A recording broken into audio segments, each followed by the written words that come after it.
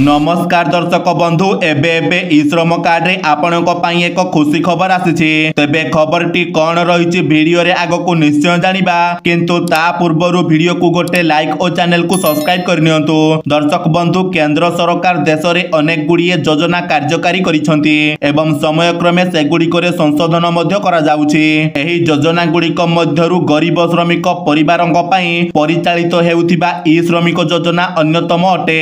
एथिरे श्रमिक मानकु सरकार आर्थिक सहायता प्रदान करिथांती। एही योजना माध्यम रे श्रमिक मानकु ई श्रम कार्ड व्यवहार करिबा निहाती आवश्यक अटे। ई श्रम कार्ड रो मूल उद्देश्य हेउची गरीब लोकंकु रोजगार जोगाइबा। श्रमिक माने ई श्रम पोर्टल माध्यम रे लाभ उठाउछंती। अणसंगठित क्षेत्र रे प्रवासी श्रमिक, प्लेटफॉर्म रे काम करुथिबा कर्मचारी, निर्माण श्रमिक, घरोई काम करुथिबा श्रमिक, रास्ता कड़ रे थिबा दोकानी एवं कृषि श्रमिक एही योजना रे उपकृत होई पारुछंती। तबे श्रमिक माने 2 लाख टंका पर्यंत दुर्घटना बीमा एही कार्ड माध्यम रे पाई परिबे। अन्य पटे गर्भवती महिला मानक पिलांकर भरण पोषण सहायता एवं दुर्घटना रे अक्षम हेले 1 लाख टंका पर्यंत आर्थिक सहायता प्रदान करा जाई थाए। श्रमिक श्रेणी रो समस्त लोक एही श्रम योजना रो प्रत्यक्ष लाभ पाउछंती। एही कार्ड माध्यम रे श्रमिकंक बैंक अकाउंट को प्रति वर्ष 5000 रु 15000 टंका रो पेंशन आसी थाए। सही परि स्वास्थ्य चिकित्सा पाई आर्थिक सहायता मध्य जोगाई दिया जाए। प्रथम गृह निर्माण रे श्रमिक कार्ड माध्यम रे सरकारी आर्थिक सहायता मध्य प्रदान करा जाए। शिक्षा पाई आर्थिक सहायता मध्य एही कार्ड माध्यम रे जोगाई दिया जाए। तबे जने श्रमिक ई श्रम पोर्टल रे निजकु पंजीकरण करिबाकु हेले ऑफिशियल वेबसाइट www.ishram.gov.in को परिदर्शन करिबाकु हेबो। फॉर्म पूर्ण करिबा परे निजे आवश्यकीय दस्तावेज देई निजकु पंजीकृत करि पारिबे। एही पोर्टल रे ई श्रम योजना रे निजकु शामिल करिबा पई आपणक बैंक अकाउंट सह आधार कार्ड रे निजर मोबाइल नंबर लिंक थिबा निहाती जरूरी अटे। तबे दर्शक बंधु जदि आपणक पाखरे ई श्रम कार्ड नाही ताहाले आपण माने एही लाभ उठाइबाकू तुरंत एक ई श्रम कार्ड बनाई नियंतु।